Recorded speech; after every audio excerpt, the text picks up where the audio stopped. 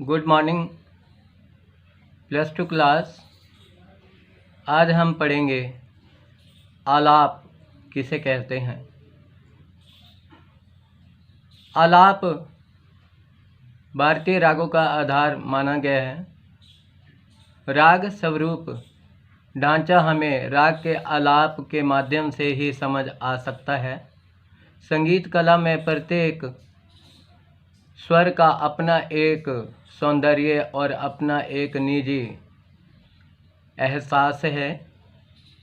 इन्हीं स्वरों की योजना से अर्थात विभिन्न स्वर संगतियों पकड़ों को जब हम विविध कल्पनाओं के माध्यम से प्रस्तुत करते हैं उसे आलाप कहा जाता है। शास्त्रीय संगीत के स्वरूप के अनुसार जब एक सप्तक से दूसरे सप्तक और दूसरे सप्तक से तीसरे सप्तक में स्वरों का उच्चारण किया जाता है या यूं कहें कि विस्तार किया जाता है, उसे हम आलाप कहते हैं। राग के भाव को स्पष्ट करने की क्रिया को भी आलाप कहा जाता है। स्वर विस्तार जब हम अनेकों प्रकार से करते हैं इसे ही आलाप कहते हैं। किसी राग में आलाप प्रस्तुत करते हुए गायक राग के वादी संवादी अलंकार व गमक आदि से सजाकर उसको आलाप करता है, तभी उसकी प्रस्तुति प्रभावशाली बनती है। आलाप में प्रयुक्त स्वरों के स्वरूप व मधुर संयोग से राग का और अति सुंदर होना,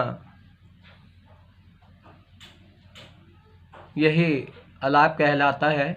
जैसे वादी संवादी स्वर कौन से हैं, राग की जाति क्या है, इसी आधार पर हम आलाप करते हैं। आलाप गायन आधुनिक समय में आलाप गायन दो तरह से किया जाता है, आकार द्वारा और नोम तोम द्वारा। आकार का आलाप आ के उच्चारण से किया जाता है। माना कि किसी भी राग में हम जिन जिन स्वरों का प्रयोग कर रहे हैं उस पर आलाप किया जाता है। स्वर ना बोलते हुए उस पर आकार या नोम तोम किया जाता है। इसमें राग का स्वर विस्तार आकार उकार आदि में किया जाता है। ख्याल ठुमरी और टप्पा इत्यादि में, लोक गीतियों में उनकी गायन शैली में और भाव के अनुसार गीत गाने से पूर्व ओंकार आदि का आलाप किया जाता है, जिससे राग का स्वरूप व्यक्त हो जाए। थोड़ा सा आलाप करके बाद में गायक अपने राग को गाता है, बंदिश को गाता है। कुछ रागवाचक स्वर समुदाय की सहायता से स्वर विस्तार करते हैं। कहीं कहीं आलाप में शब्दों का प्रयोग किया जाता है, जिसे हम शब्द आलाप कहते हैं। बड़े ख्याल और छोटे ख्याल में इसका बहुत अधिक प्रयोग किया जाता है। नोम तोम के आलाप का प्रयोग ध्रुपद और धमार गायकों द्वारा किया जाता है। कुछ संगीत ख्याल गायन से पूर्व भी इस गायन यानी कि आलाप का प्रयोग करते हैं। प्राचीन गायन से पूर्व भी इस गायन का प्रयोग करते रहे हैं। प्राचीन गायन ईश्वर वंदना, ओ अनंत नारायण या तू, अनंत हरि इत्यादि प्रार्थना गायन किया करते थे। आधुनिक आलाप में प्राचीन भक्तिवाचक शब्दों के अक्षर ही लिए जाते हैं, जैसे नोम तोम, ना, रे, रा, अन, नत, हेरी इत्यादि।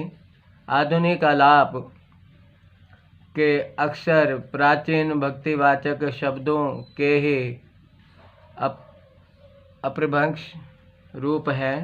वास्तव में इन अक्षरों का कोई अर्थ नहीं है। संगीत के पूर्व पंडितों का संस्कृत भाषा के ज्ञाता होने के कारण उनका शब्द उच्चारण का ज्ञान भी उच्च कोटि का था, परंतु बाद में मुसलमान गायक उन भक्तिवाचक अंगों के माध्यम से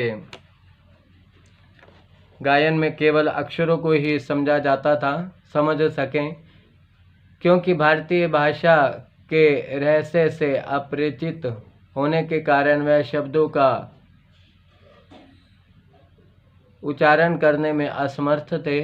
अतः उन्होंने नोम तोम की ही युक्ति द्वारा राग और स्वर पकड़ शब्द जोड़ दिए और उसके बाद गायकों ने उन्हें सुन सुनकर ही इस प्रथा को अपना लिया, कायम रखा।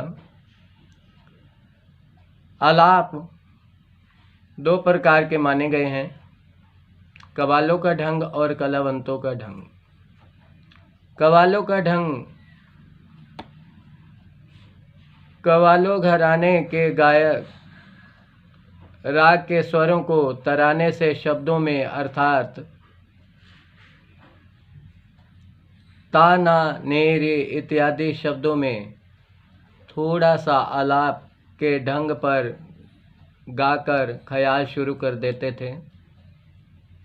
कलावंतों का ढंग कलावंतों के घराने के गायक पहले राग को जिस ढंग से गाना चाहते हैं उसी के अनुसार तथा स्वर ब्योरे के साथ आलाप करते हैं और उसके बाद ख्याल शुरू करते हैं। स्टूडेंट्स, आलाप एक मूल आधार माना गया है शास्त्रीय संगीत का, और जब हम आलाप करते हैं, अभी आप सभी ने पढ़ा, जब हम आलाप करते हैं तो राग के स्वरों का ध्यान रखा जाता है। जो जो उस राग में स्वर प्रयोग किए गए हैं उन्हीं स्वरों पर ही आलाप किया जाता है। तो ऐसे ही आलाप एक गायन शैली है। ध्रुपद धमार में नोम तोम का आलाप किया जाता है और ख्याल, ठुमरी इत्यादि में आकार, उकार इत्यादि से आलाप लिया जाता है। आलाप एक बहुत महत्व रखता है गायन शैली में, क्योंकि इसी से ही गायक जो है अपने गाने को और अति सुंदर और राग युक्त बना सकता है।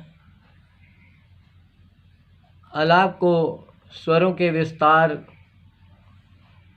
करके जब हम गाते हैं, स्वरों का विस्तार करते हैं आलाप द्वारा, और अधिक यह गायन शैली सुंदर हो जाती है और सुनने वाले के मन को प्रसन्नता प्रदान करती है, आनंदित करती है।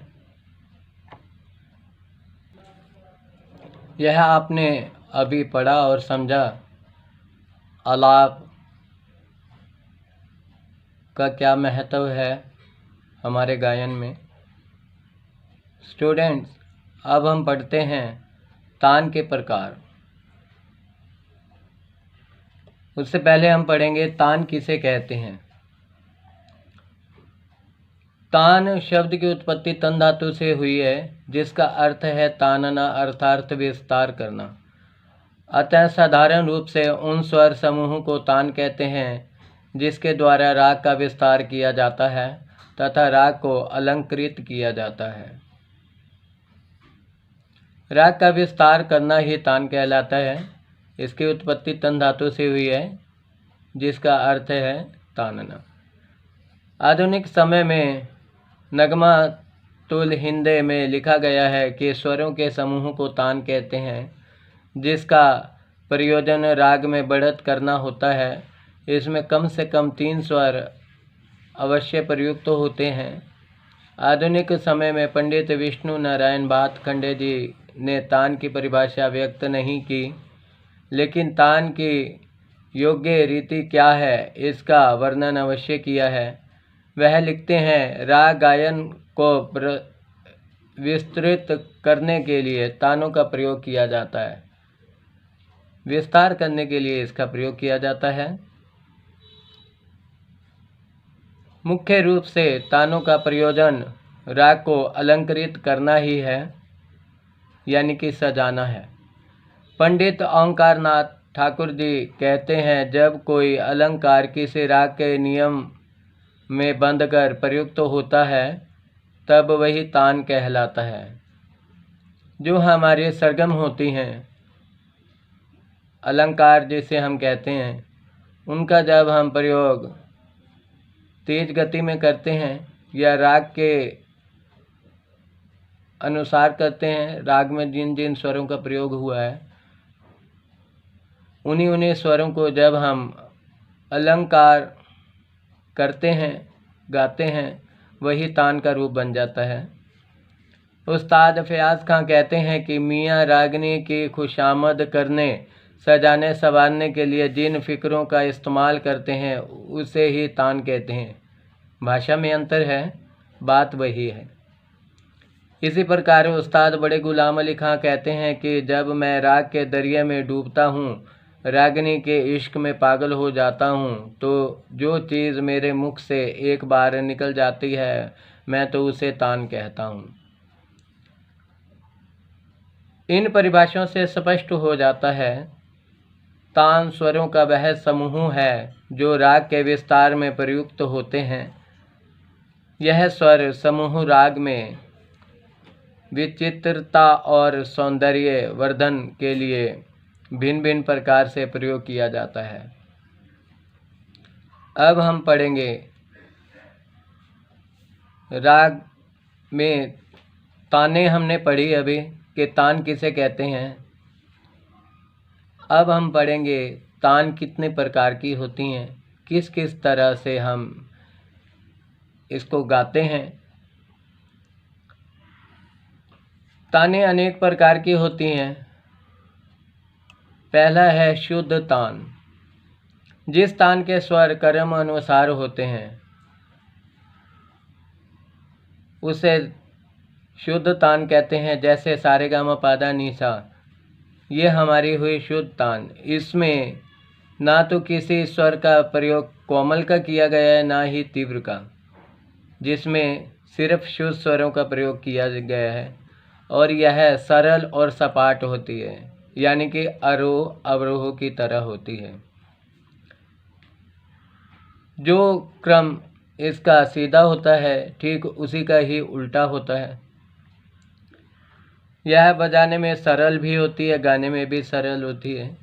इसे हम इजीली गा बजा सकते हैं इस तान को। यूँ कहें कि ये बेसिक तान कहलाता है। सीधी सीधी ताने, सारेगामा पादा निसा या सारे गा रेगा मामा, इस तरह के जो ये ताने हैं यह शुद्ध तान कहलाती हैं। नेक्स्ट है कूट तान। जिस तान में स्वरों का क्रम टेढ़ा और वक्र होता है, जिसमें सीधा जाकर नहीं थोड़ा टेढ़े मेढ़े ढंग से स्वरों का उच्चारण किया जाता है। फॉर एग्जाम्पल सानी रेसा गारे मागा। अब हम लोगों ने क्या किया, इसमें एक एक स्वर को मिस कर दिया। सानी रेसा, पहले हम सा पर गए फिर नी पर आए, फिर रे पर गए फिर सा पर आए। ऐसे ही गा पर जाकर फिर रे पे आएंगे। नेक्स्ट का नोट लेना है तो वापस आना है। तो यही टेढ़ा मेढ़ा ढंग जो है यही कूट तान कहलाता है। इसमें क्रम अनुसार ना होते हुए टेढ़े मेढ़े ढंग से स्वरों को कहा जाता है, गाया जाता है।